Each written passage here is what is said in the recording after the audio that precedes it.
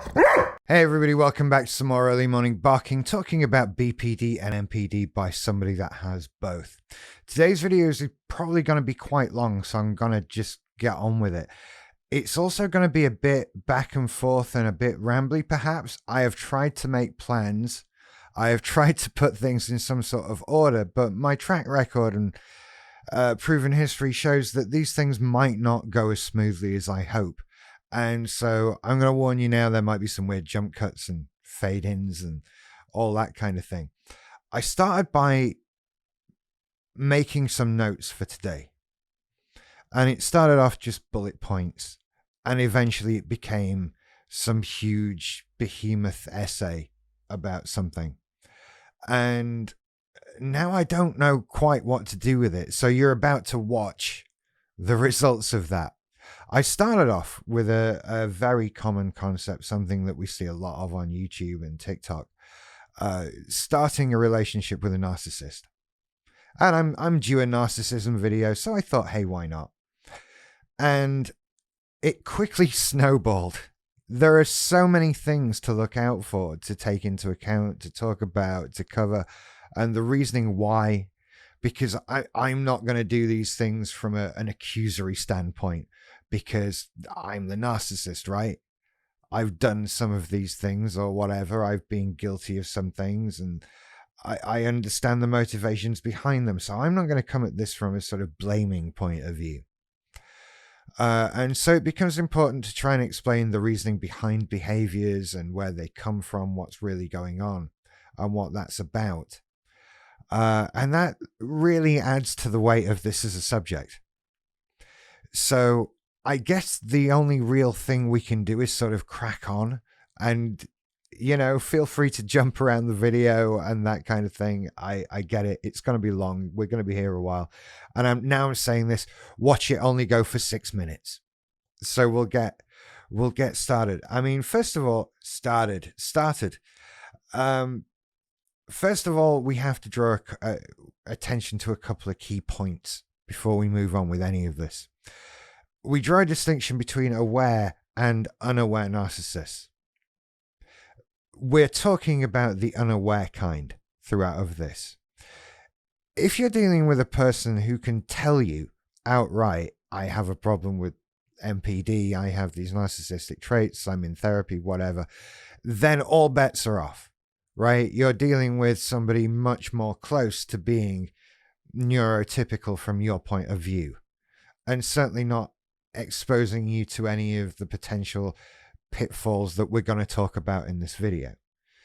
The people we're talking about are the unaware, the ones who think there's nothing wrong, everything is fine, and everything they're doing is perfectly acceptable.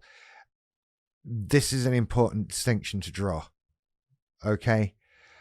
Especially when it comes to motivations and the reasoning behind these behaviors. There's also a difference between men and women in some ways that this stuff comes out. It's possible for both sexes to be narcissists, to have MPD. It does come out differently and play out in different ways, only slightly differently, and mostly in regards to sort of sex and relationship structure a little bit. You'll see what I mean. So we're assuming you've just sort of met somebody and they are an unaware narcissist. This is our scenario, and you're embarking potentially on a relationship with this person. And ordinarily at the beginning, they are going to be amazing. They're going to be wonderful and charismatic and everything you want them to be. There is some speculation, it is said, when we're sort of more demonizing people with MPD, that they're seeking out the weak, that they're seeking out people with particular other personality disorders, in particular BPD. I've never felt that to be true. That I don't think there's that level of intent involved. I do think that a staunch narcissist would be put off by somebody who is very strong-willed, very unmalleable, someone who does stand up for themselves and won't let themselves be controlled or changed. That's going to be off-putting. But there's something that's very different from the idea that they're out there seeking the weak, ready to manipulate them and do God knows what. They're not evil. They're not seeking to do harm. But they will be everything that you want them to be. And it's entirely possible that even at first there's going to be some incompatibilities. And they're going to just sort of breeze over those. They're going to change them later, so it doesn't really matter. They can just put up with things, they can tolerate things, they can feign interest in things to be the person that you want them to be, so that you think they're great and you give them praise and you give them attention and you give them that boost that they're craving. And maybe you give them other things as well. Maybe you make them look good by being with you. That is a massive factor. And so you're going to go through this initial love bombing phase. Things are going to be so hot and heavy. Things are going to be moving really fast because it's going to be amazing. They're going to be perfect. And it's easy to get caught up in this. It really is. And I think from the narcissist point of view, it's not necessarily done to mislead. It is a genuine enthusiasm. You're getting somebody who's giving you all this praise and all this great positive feedback in emotion. So you're pouring so much of it into it yourself. And I think that to some degree, this is actually a sign of us at our potential best. Right? When we can be so attentive and so caring and have such attention to detail and do so many things that show you just how much we care and how special you are. We're capable of that. We can show you that we know what that is. The problem is that we don't stick with it. And this is why things move on really, really quickly. This is why we move straight on to like bigger relationship things very quickly, because we know there are certain behaviors in us that are gonna come out. Right now in this initial phase, apart from love bombing, what we are is on our very best behavior. We know there are things we've done in the past, ways we've behaved in the past that have caused friction in relationships, and we know that these things are going to come out.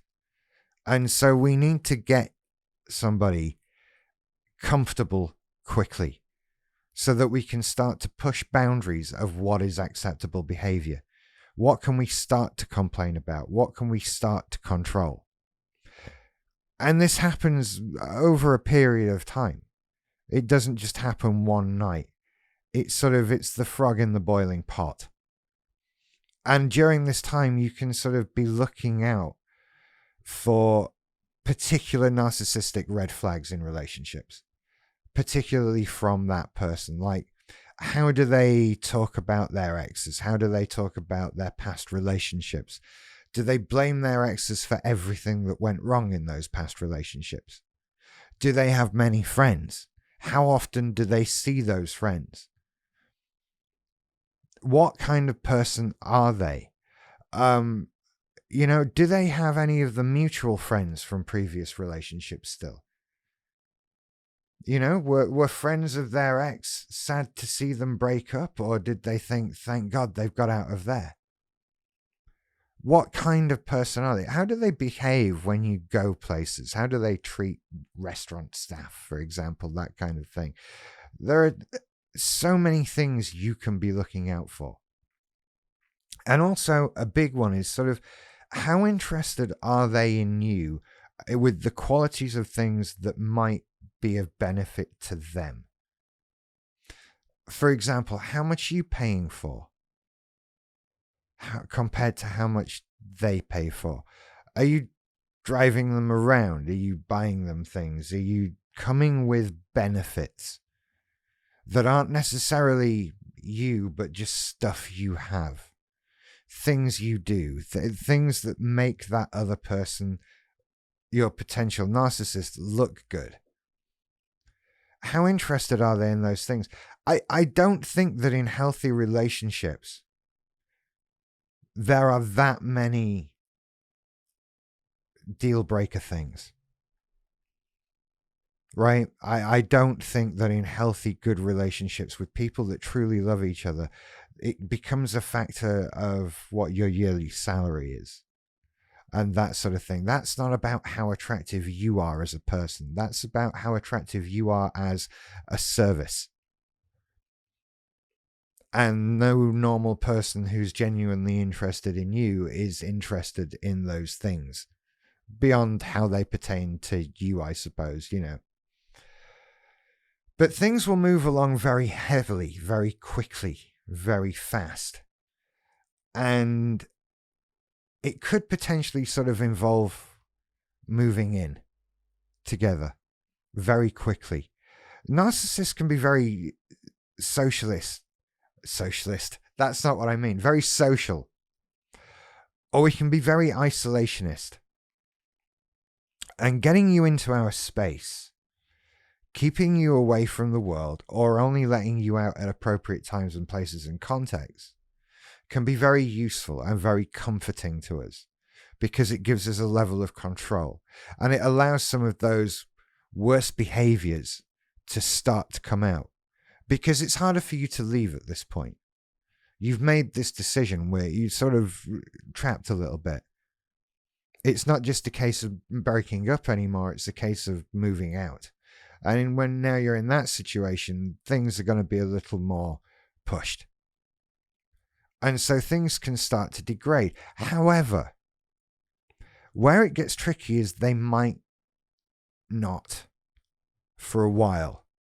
See, at this point, you're now providing a service. You're fulfilling a role. You are doing the things that the narcissist wants you to do. That might be you pay for things, you look a particular way, you do a particular thing in the bedroom, you do all kinds of things. But whatever the narcissist wants out of you, if they're getting it, it's fine. Things can go great like that. They're happy, you're happy, as long as your boundaries are intact and the things you're giving are the things you're happy to give or will give without much complaining, then it's all fine. The problems come when you stop doing that for one reason or another. Maybe you've lost that job that gave you that great income. Maybe you put on some weight. Maybe that deal didn't go through. Maybe the shine comes off you a little bit. And then you start to get friction. This is when you start to be made like you're not good enough. And starting to be sort of worn down and controlled a lot more. And things go very wrong and sort of cycle badly from there.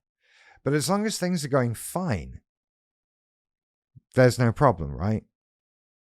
Because there's nothing to kick back against. And you might eventually find yourself in a Darvo situation.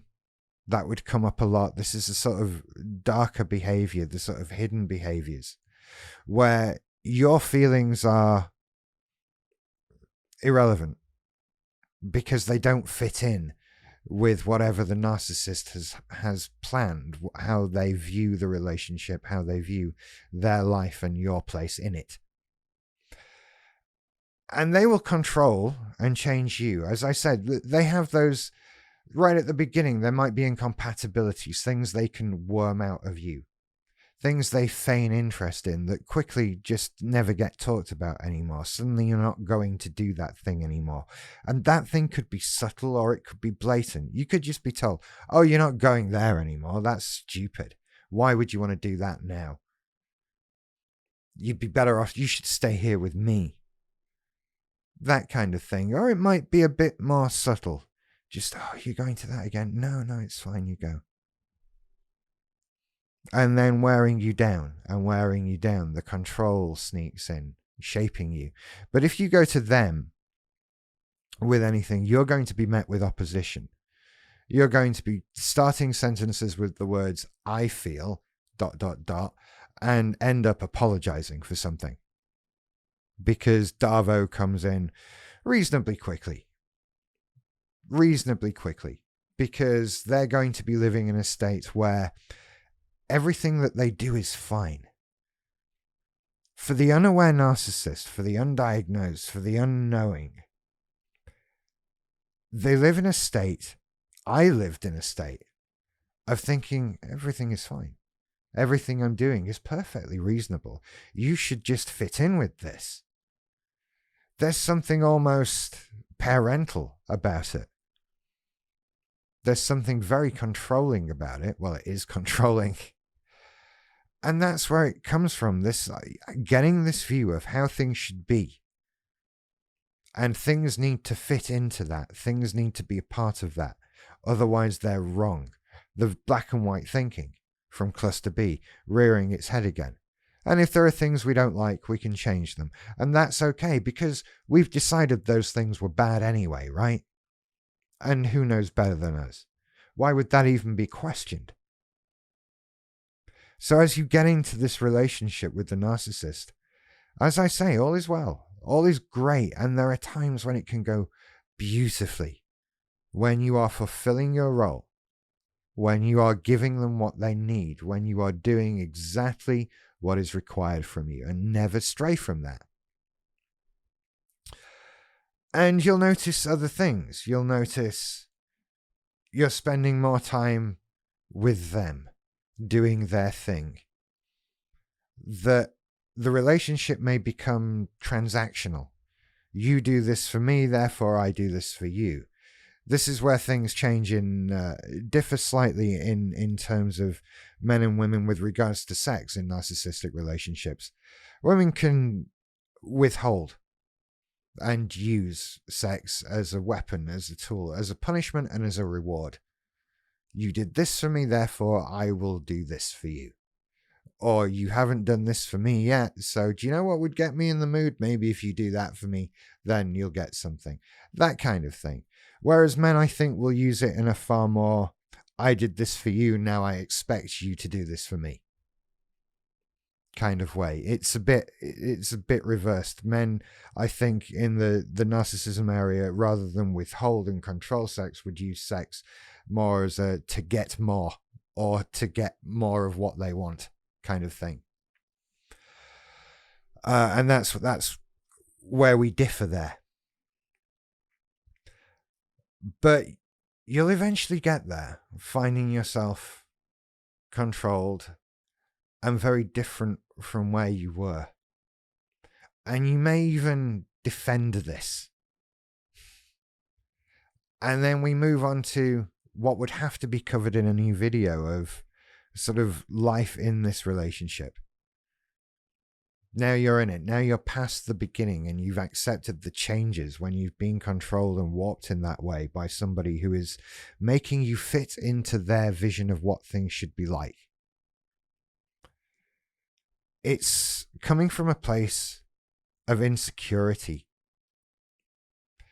of needing that comfort of predictability and control, because there was a time when the narcissist didn't have that.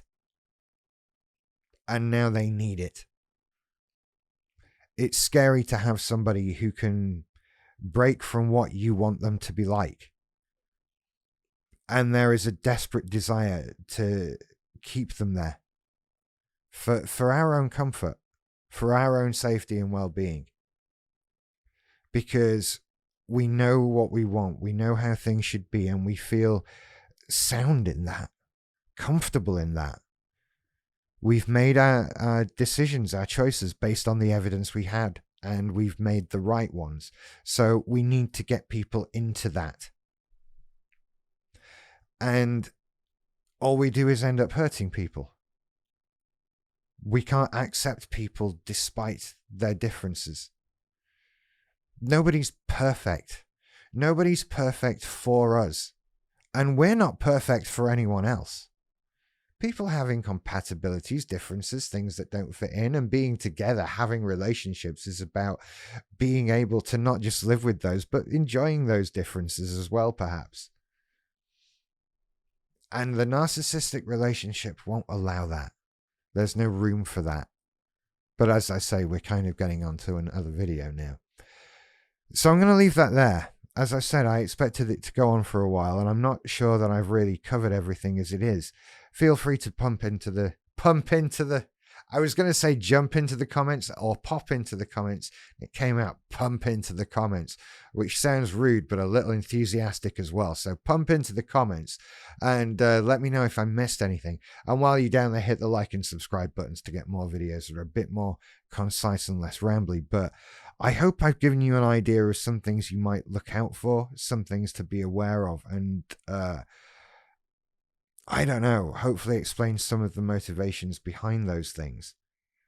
We are generally very insecure, and anything we do comes from a place of wanting to secure ourselves, to make ourselves feel more in control. And starting relationships is a good place to establish control. So now you know how we and why we do that. You can look out for that and stand up to it and not be part of it, not be hurt by it, and know to walk away from it. Because unless there's something that can be done, unless that person can identify these behaviors themselves, then they aren't going to change. I'm going to leave it there for today. I hope that wasn't as bad as I thought it was.